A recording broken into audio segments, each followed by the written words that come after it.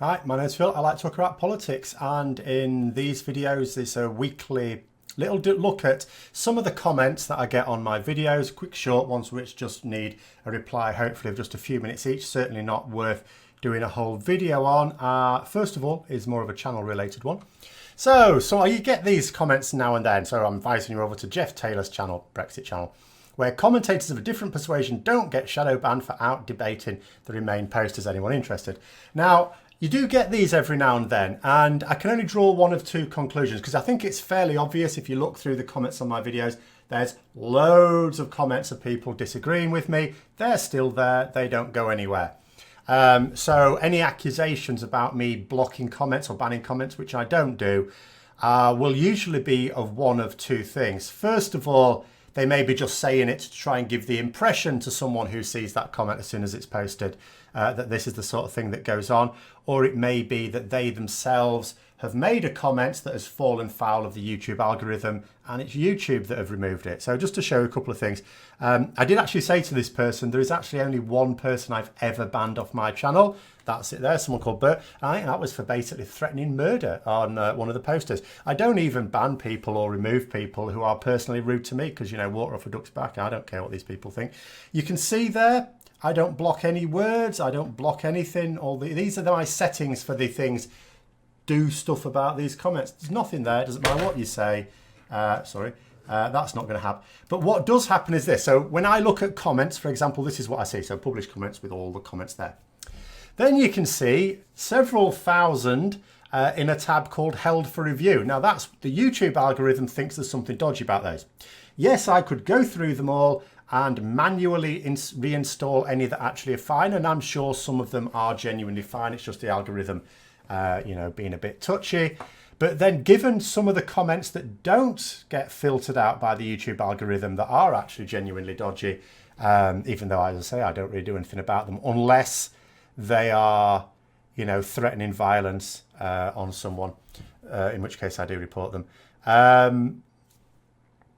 But I haven't got time to read through those. I actually struggle, going to be honest, to get through all the published comments. And then you've got likely spam. There's all sorts of things can go in there as well. So, yeah, it's probably going to be in one of those. Nothing to do with me. Just be more careful about what you post. Simple as that. But anyway, on to sort of more suitable questions. So it says, are you going to do a video on the trade deals linked to the UK that must change its laws to get them signed? Example, 5 countries have said UK must change Human Rights Act, and there are a few more unrelated acts as well to add in that include USA and Saudi Arabia to start with. So obviously, yes, I was doing a video on a change to the law, or several changes to the law, I suppose, really, that would be required in order for the US-UK trade deal that the US wants to have with us, or at least the US president wants to have with us and his administration. Not quite the same thing in Congress, of course, as we know. I think something like that, I don't know whether it's worth just doing it unless something comes up. If something suddenly becomes newsworthy, like last week, we literally had the head of the farming lobby in the United States saying, well, you're going to need to do this. And John Bolton, who's, a diplomat as well, was also saying the same thing. So I thought, well, that's newsworthy. I'll do that. I could do videos on all sorts of hypothetical situations. And were I struggling for some really newsworthy topics, then I'm sure I would do. But at the moment, that's not the case. So I think it'll be a case of as and when it becomes much more newsworthy. And that's going to be linked to two things. First of all, is the no deal Brexit even going to go ahead? If the no deal Brexit doesn't go ahead, all of a sudden, things like removing the Human Rights Act are null and void because we won't be able to, thank goodness. And then the other thing is, even in the event of a no deal Brexit, when a negotiation's actually beginning on some of these trade deals, what we have to bear in mind is the government saying, oh yeah, we can have all these trade deals and these trade deals and these trade deals. We can only be negotiating so much at a time. We've only got so many diplomats. We can only negotiate a few. Even if we negotiated a trade deal every single week, it would still take years to negotiate all the trade deals the government says we can totally negotiate. And you don't negotiate a trade deal in a week. So I think it's as and when they become more pressing that I would do that. Now, related to sort of that as well was this next one. So it says here, surely if we lower our standards to trade with the US, then we close trade doors with the EU, who will not accept our products that have lower standards, making us more dependent on the goodwill of the US. I don't think we're going to expect too much of goodwill from Trump, or the ill will if they choose. Under WTO, won't we also have to accept any other similarly low quality health threatening products?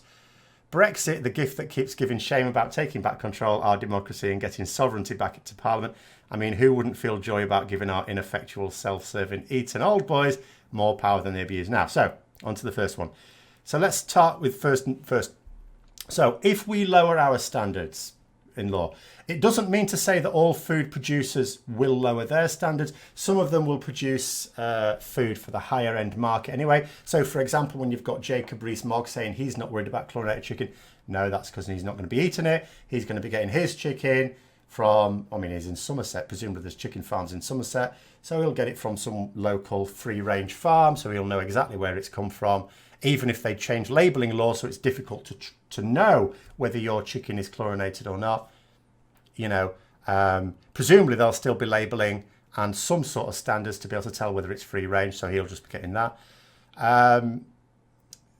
But even of those who do lower those standards, so yeah, you say we won't then be able to sell it to the EU. No, we won't. So any producers who do decide to lower their standards, you know, because the British law allows them to do so, will then not be able to export to the EU. But that's going to be a problem anyway, because of tariffs and quotas in the event of no deal.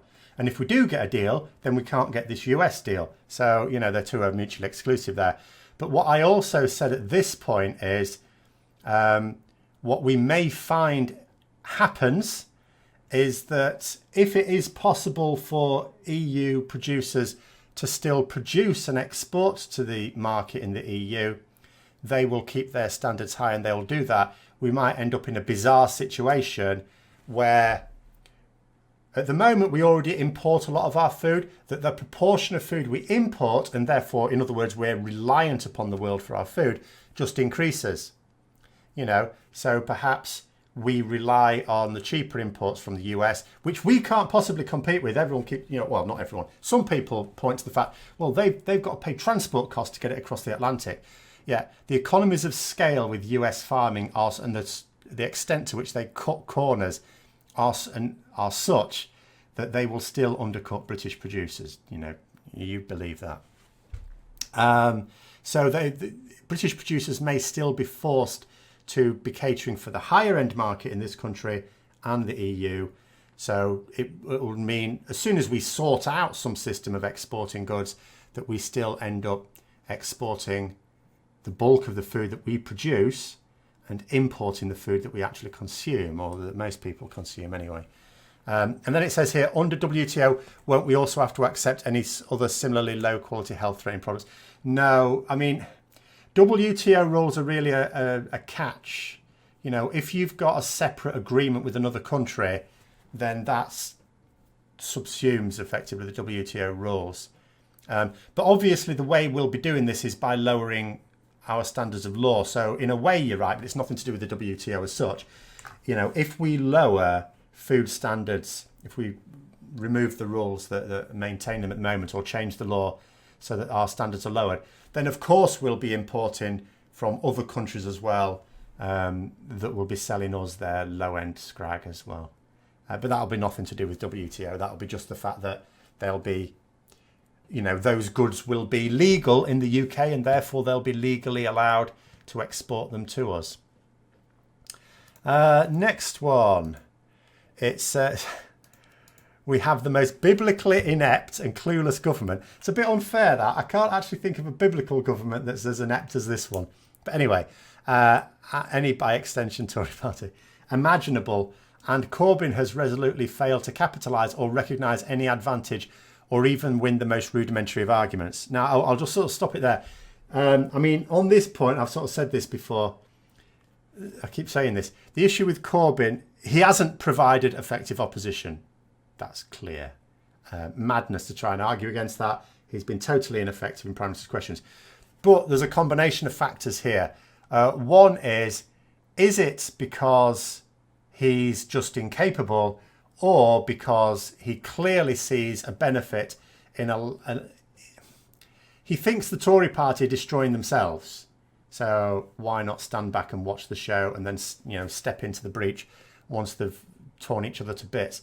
I suppose it's a little bit like, you know, two factions in a battle, and then you've got a third faction waiting to see who starts to come on top before deciding whose side to join in on. I think he sort of sees it a bit like that. Now, I have to say I don't agree. Without his boot on them, there isn't that pressure to force them to split at the moment. And by the time they do, if they do at all, then it may be too late. But yeah, there is that element. Is it because he's useless, or is it because he is deliberately not pushing them because, you know, he wants them to, you know, tear each other to bits? I think it's a combination of both, I have to say. I don't think it's entirely just incompetence. But anyway, it says, Johnson is one extreme, Corbyn is another. I mean, that's an interesting point. Corbyn gave a speech today. I'm going to be talking about this, no doubt, tomorrow, as well as a few other things. And in it, he said that under Boris Johnson, the Conservatives have lurched to the very far right. Now, I would say they were doing that under Theresa May. I don't say that she wanted them to. I don't say that Johnson wanted them to. But they were doing. He has continued it. But yeah, it is a bit rich. You know, he's saying they've lurched very far to the right. Obviously, Labour have been lurching to the left, which under normal circumstances I'd be delighted with personally. The problem is that they're isolating the rest of the party, just like the Conservatives are isolating the rest of their party. But anyway, it says, Johnson is one extreme, Corbyn is another. Both just want power regardless of consequence. I am stopping you here. I'm not sure Corbyn wants power. He's had an open goal for power for quite some time. No, I think he wants something different. I don't think it's power. I don't think it's personal power Corbyn wants. Whether you say that's a good or a bad thing, I don't know. Whether you say that's me supporting or attacking him, I don't know. What he wants, he wants an event. He wants events. One of them is Brexit. I don't think he wants personal power for himself at all.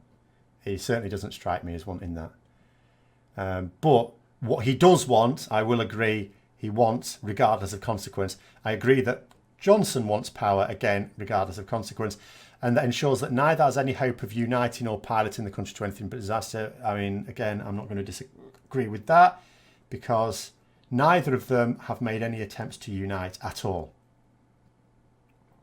Corbyn is in a better position to at least be able to change tack on that, because he's not the government. He hasn't really committed himself to a definite action. He has shifted his position, you know, which is good. It demonstrates that there's forces in Labour that are capable of influencing him. It says, I'm not sure what the third option is, but we desperately need it. It depends what you mean. It depends what you think the first two options are. If you mean for a government, Conservatives or Labour, there isn't one, other than coalition. Another coalition between who and who, I don't know. But that's not necessarily going to be any better or worse. I mean, obviously, I want a Labour government, even under Corbyn. That's okay. I'm not one of these who fears Corbyn getting into number 10. My main criticism of him is he's not in number 10, and he should be. Any competent leader would be by now. I even fear in a general election. I should be at this point thinking if we get a general election and there's nothing Johnson can do to prevent it, wow, quid's in. Great, Labour government. But that's not the situation we're looking at. Baffles me that Jeremy Corbyn desperately wants a general election. But yeah, it's. But yeah, there are two aspects. I'm going back to the thing about the government being inept. They are inept. They are that.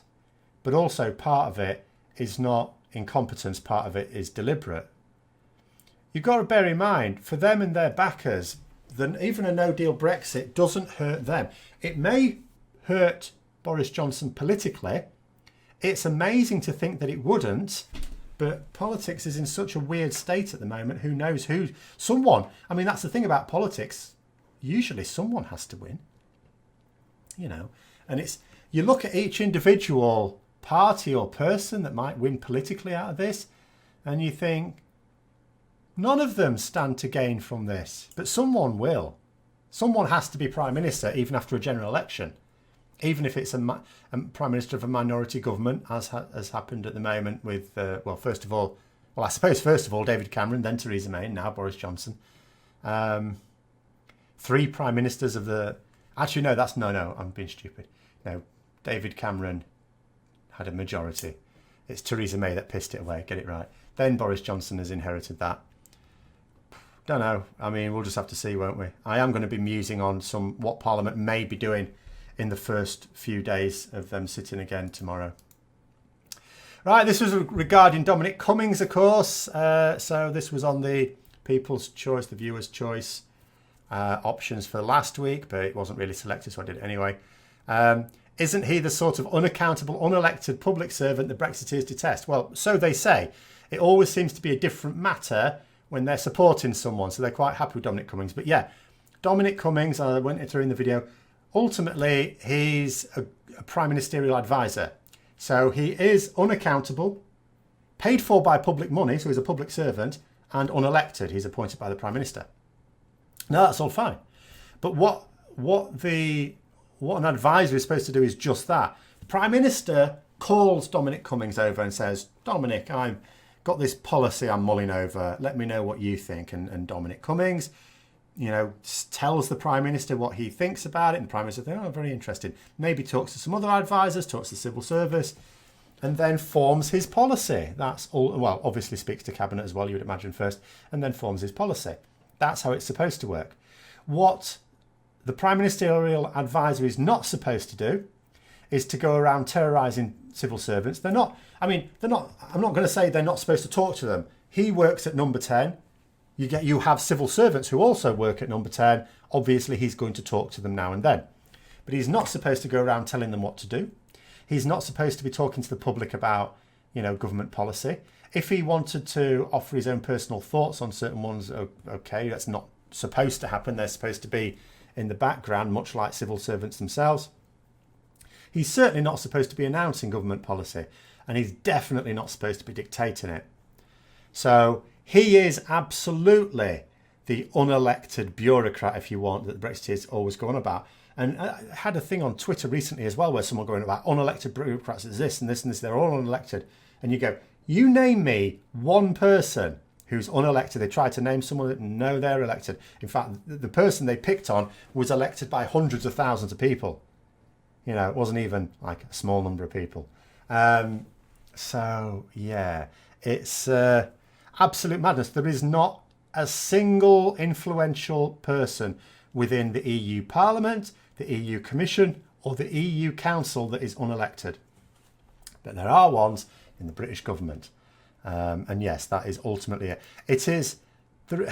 It's just another layer of hypocrisy about Brexit. All the things that Brexiteers say they're against, Brexit has delivered. They say they're against unelected bureaucrats, even though we don't have any in the EU that decide policy. There are unelected bureaucrats, they're called civil servants.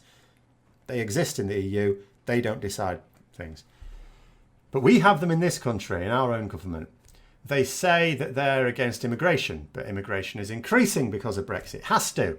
We're losing lots of skilled members of the EU in this country who are culturally very close to us, and we're getting instead an increase in the rest of the world immigrants coming over in increasing numbers.